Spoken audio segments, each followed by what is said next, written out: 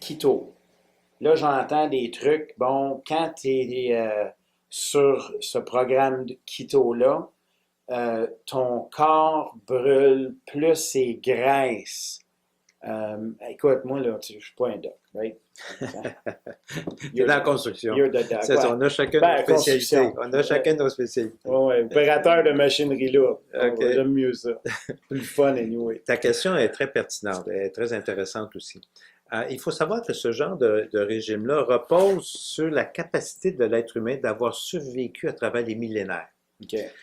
Dans le temps de l'homme des cavernes, OK? Il y avait des périodes, si tu étais, mettons, dans le Sahara, il y a des périodes où il n'y a pas d'eau, etc., il n'y a pas grand-chose à manger. L'hiver au Canada, les Indiens et autres. Alors, c'est-à-dire qu'en période d'abondance, les gens mangeaient davantage, emmagasinaient l'énergie sous forme de graisse, et quand des périodes de famine, ils pouvaient se servir de ces graisses-là, mais aujourd'hui, on n'a plus ça.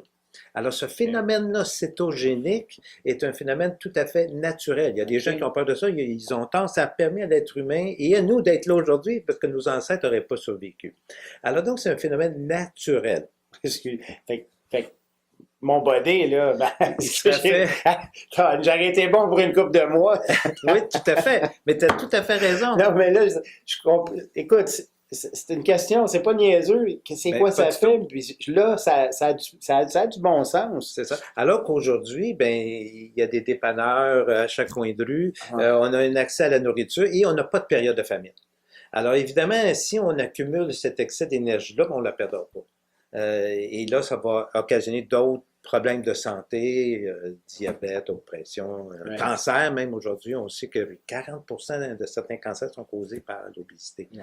Alors donc, c'est un phénomène, la cétose, tout à fait naturel, on n'a pas à avoir peur de ça. Aujourd'hui, on a eu beaucoup d'études depuis, je dirais, 60-70 ans, qui ont été faites au départ en France, d'ailleurs, par un professeur Applebaum. J'ai rencontré son fils qui avait pris sa relève, et le Dr. Blackburn aux États-Unis qui l'avait popularisé aussi après.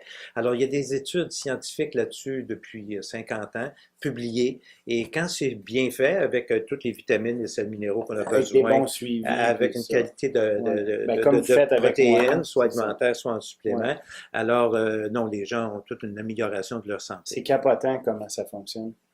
C'est plate pour les autres programmes Weight Watchers puis tout ça. Puis ça donne pas les mêmes résultats. Poupou, puis... ça donne pas les mêmes résultats. C'est parce que je trouve ça de la grosse méchante frime.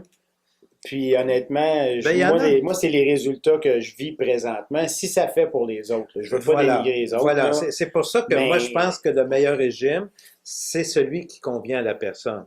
Alors, toi, ça te convient bien. Il y en a plusieurs, évidemment, parce qu'on sait que ça les motive et les résultats sont... Ouais, moi, c'est parce que c'est tellement facile, ça n'a pas de maudit bon sens. Oui, d'accord.